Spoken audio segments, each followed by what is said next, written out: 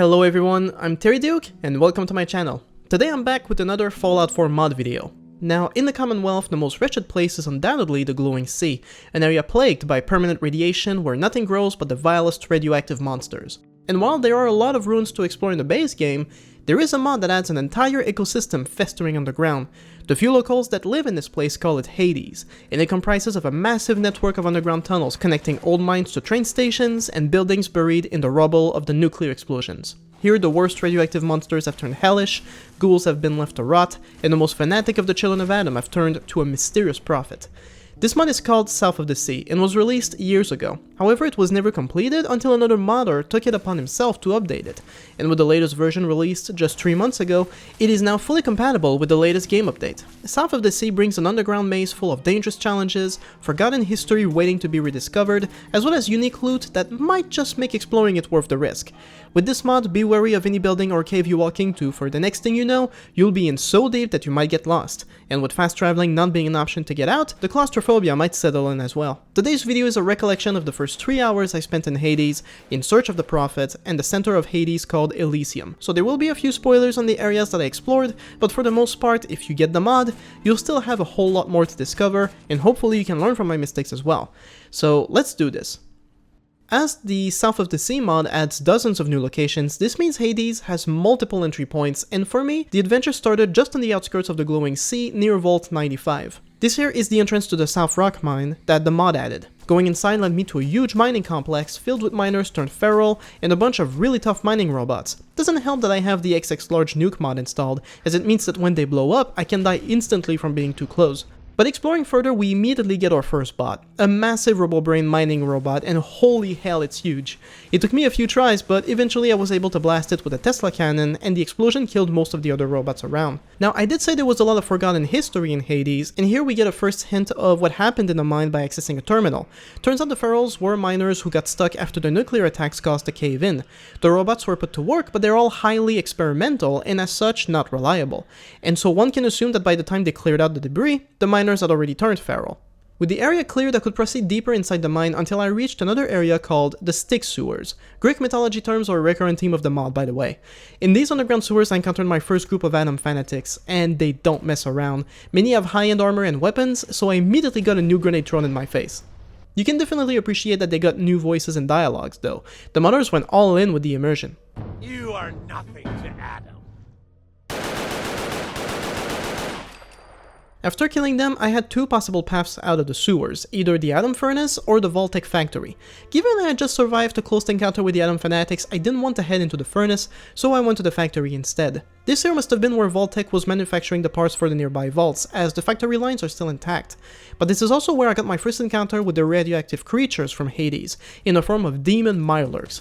They hit hard, they can also set you on fire, and they will explode upon dying, so keeping your distance is a must. Going through a small cave, I headed to the Vault-Tec warehouse, hoping to find some supplies. Instead, I found Atom Crusaders fighting against some Karons. I took advantage of the distraction by killing them all myself, not that it was easy. In exploring further, I found another small cave entrance which led me to an underground church. And the vibe here is creepy. It brought me back to the cathedral in Diablo 1. Slowly sneaking in, I could see from above the children of Adam praying by the altar, and my god is it unsettling. I didn't take any chances though.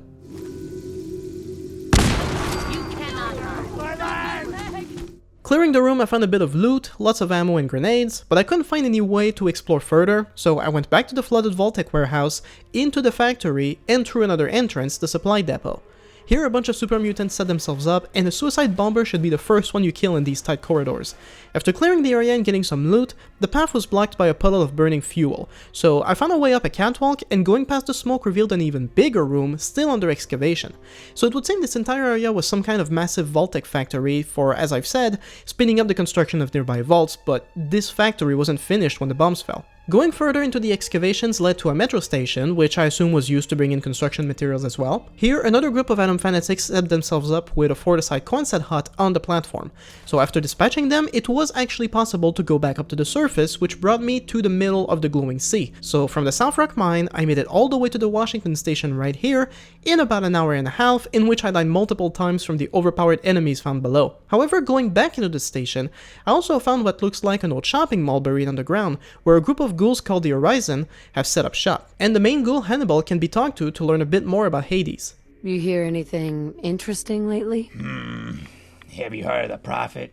See, these fanatics of Adam have been in Hades with us for decades, but they used to be no real threat. Suddenly, from out of nowhere, comes this old quack, the Prophet. Days after he shows up, the bastard rallies all the fanatics together. That was when the Prophet told his prophecy. So they say. The fanatics have been waging an all-out crusade on us, the Arisen, ever since. This is a good place to resupply and sell your loot, and near the shop is also an abandoned gun store with lots of ammo and weapons that you can just grab, so word of advice, if you're going to explore Hades, you might want to start from here instead. After this I went back to the glowing sea for a bit, looking for another entry point, which I found in the form of a small school. The school was settled by super mutants, and going inside yields little, however you can access the basement through the back. And down here there are two entry points, one called Leafy, with a menacing Children of Atom symbol on the wall, the other the basement of another school. Here we are immediately blocked by a locked door, however, there are a few notes you can find written by someone called Vance. In one of the first notes you find, he brags about killing a couple of soldiers for their weapons before going up to the school above to lock the children in their classrooms so that he could grab the food from the cafeteria for himself. And looking right behind us, we can see the dead soldiers. Further down, another note indicates that Vance struggled to get the door open because a janitor was keeping it locked. But after tricking the janitor into opening the door, Vance murdered him with a hammer and stashed the key in a marked crate. So I went back to the crate, broke it open, and got the key to open the door. Going through the room and turning left, we find another skeleton sitting on a chair with a sawn-off on the table, a few shotgun shells, and another note from Vance. Turns out Vance, after killing the soldiers and the janitor and locking the children in their classrooms, finally got some karma. Someone used the janitor's key to lock him in from behind, and as the children went feral from the radiation, they broke out of the classrooms and Vance could not fight them off to get the food in the school cafeteria. Stuck between a locked door and the ghouls, he remained here where he died. Further down the hallway, a skeleton can be found with a hammer next to it, so this was the janitor. And going up to the school, now buried in the rubble, you'll now have to face all of the children turned feral 200 years ago because of Vance. Honestly, this is pretty messed up, but the Fallout vibe is real, can't deny it. After clearing up the school, you can make it to the cafeteria, where all the food that Vance was trying to get in the first place is still there, so you can stock up. There's also another door leading somewhere, but it requires the principal's key, which I could not find. If you do find it, please let me know in the comments. So heading back to the basement, this time I went towards Leafy, which first consisted of an old tunnel that turned into a tight cave system. The giant crickets here hurt like hell, and they take way too many bullets to kill. But then the caves expand, and here the red scorpions are even worse. After a few tries, I finally made it past and moved on to a buried rec center. Here I found the first text from the Adam Prophet, the first clue. After that I got in a fight with some demon Mirelurks and stalkers, who killed me a bunch of times. They're so overpowered it's ridiculous. But then heading to the inside pool, there's an opening in the wall, leading to a cave, where Queen Mirelurk, Demon Titan is just chilling.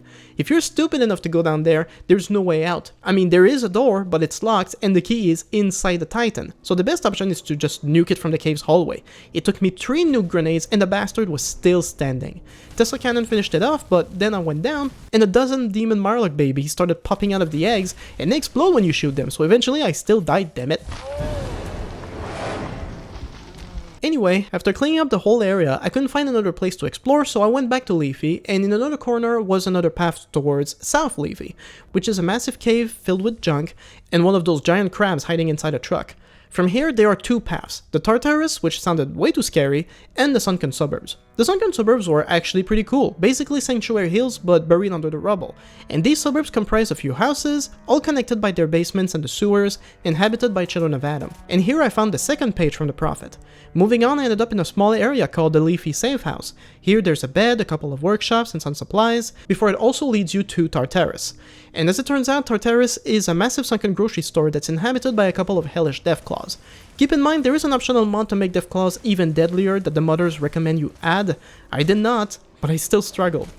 And that was it. After that, I tried to make my way back to the surface. I got lost on the way, but eventually I came all the way back from the school basement in an exploration that lasted just as long as the first one. So now, as of recording this, I have yet to find Elysium or the other Prophet pages or the Prophet himself.